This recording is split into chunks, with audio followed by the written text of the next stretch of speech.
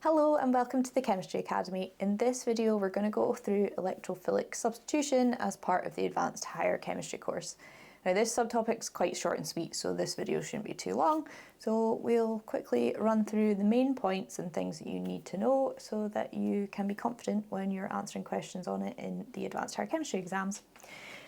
So when we think of electrophilic substitution, there's generally only one molecule that it really happens to, and that molecule is benzene.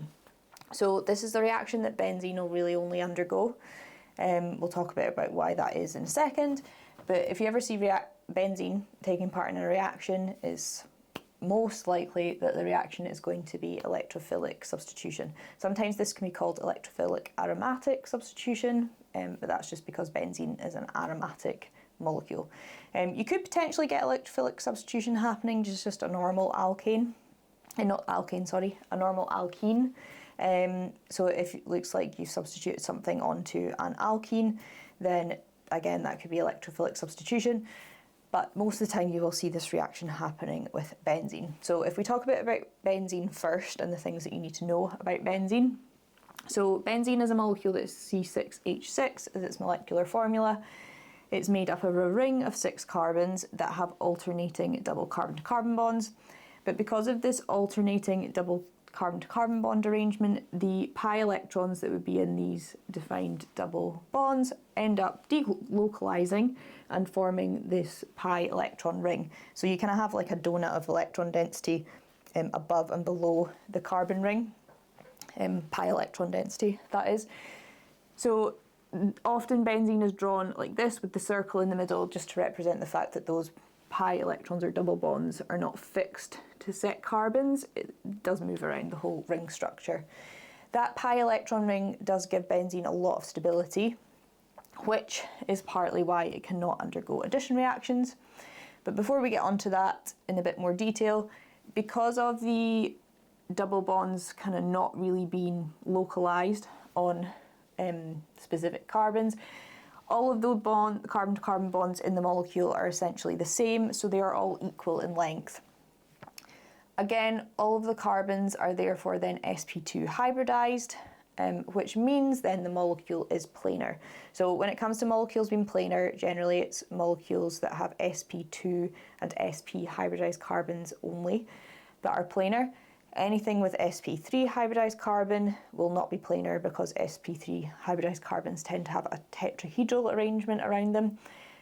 So if nothing else, just remember benzene is planar, but you do sometimes get asked about other organic molecules being planar or not. I do talk about that in a separate video where I look at carbon hybridization, so if that's something you maybe need a bit more help with, then go and check out my carbon hybridization tutorial. So back to the point about benzene and the pi electron ring making it very stable.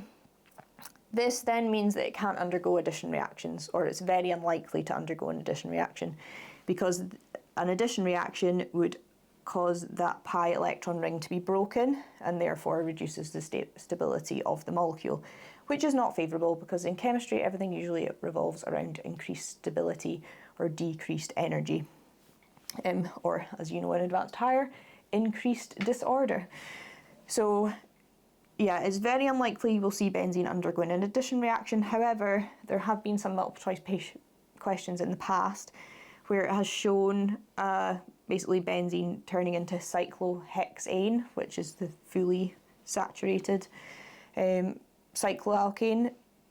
That is an addition reaction if that happens, but how likely it is to happen and how difficult it is to get to happen is another argument. But so just be aware that you could potentially see benzene undergoing addition.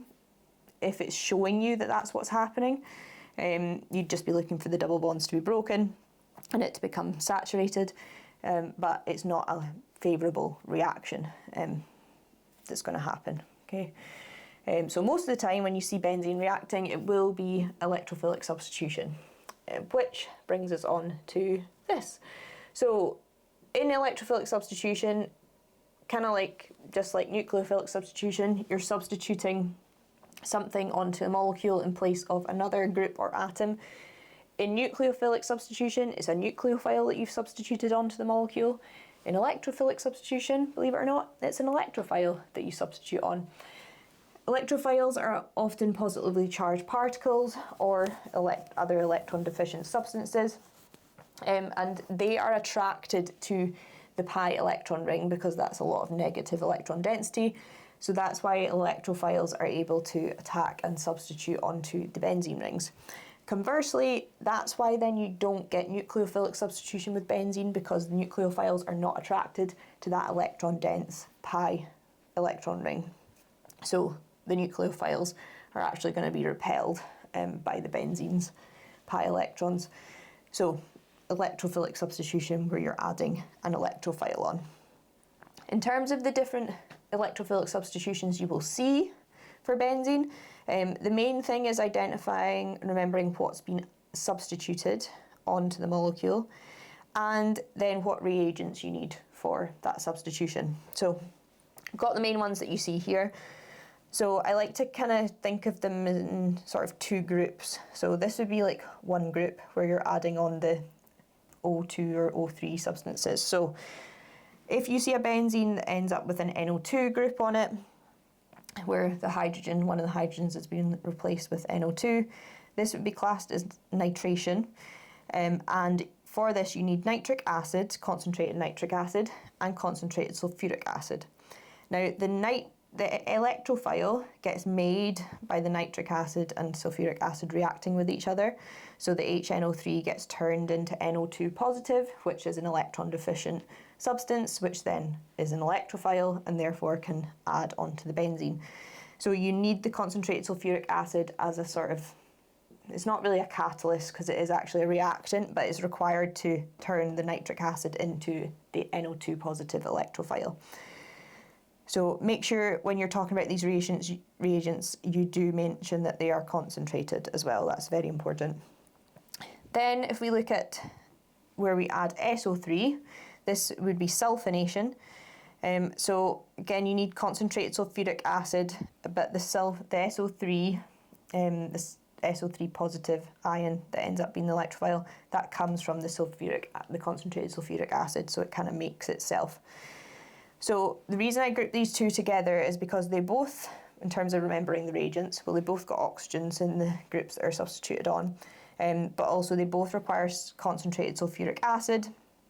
So if you remember, if there's groups with oxygens on, you need concentrated sulfuric acid, but if it's the nitrate, or for the nitration, you also need concentrated nitric acid, okay? If we then look at these three, which are the other sort of group that I think about in my head when it comes to trying to remember the reagents. So we've got when the benzene ends up with like an alkyl group on it. So in this case, I've put an ethyl group, but it could be just a methyl group that's added. It could be a propyl group, something a bit bigger. This would be classed as alkylation. So you're adding an alkyl straight hydrocarbon chain group on there. In order to do this, you need a haloalkane. Now, haloalkanes generally aren't electrophiles, but you can turn them into electrophiles if you use aluminium chloride. So aluminium chloride basically removes the halogen and then creates a positive, your alkyl electrophile ion, so CH3, CH2 positive in this case, and then that electrophile can then go and attack the benzene ring in the substitution reaction. If you were trying to add on a methyl group, you would just have CH3Cl, so chloromethane instead, but you always need aluminium chloride. The other two is where you then are adding either chlorine or bromine. So chlorine and bromine are generally not classed as electrophiles. However, again, you can turn them into electrophiles by using the iron chloride. So that will create Cl positive and allow you to then substitute a chlorine on, or it will create Br positive, which allows you to substitute the bromine on. Within this group, both of the catalysts are chlorides, but the aluminium chloride is needed for alkylation. So you could try and remember that the aluminium chloride is for alkylation, and then the iron chloride, which is the other one, is for when you're adding chlorine or bromine. Okay, so that's kind of ways that I've kind of come up with to help me remember what reagents you need for different electrophilic substitution reactions. But generally, that's really it. It's really just noticing that it is an electrophilic substitution reaction that's happened and trying to remember what the reagents are. And yeah, in short, anytime you see benzene, it is most likely undergoing an electrophilic substitution reaction. So if you find this useful, please don't forget to give the video a like, don't forget to subscribe to the channel, and I will see you again soon.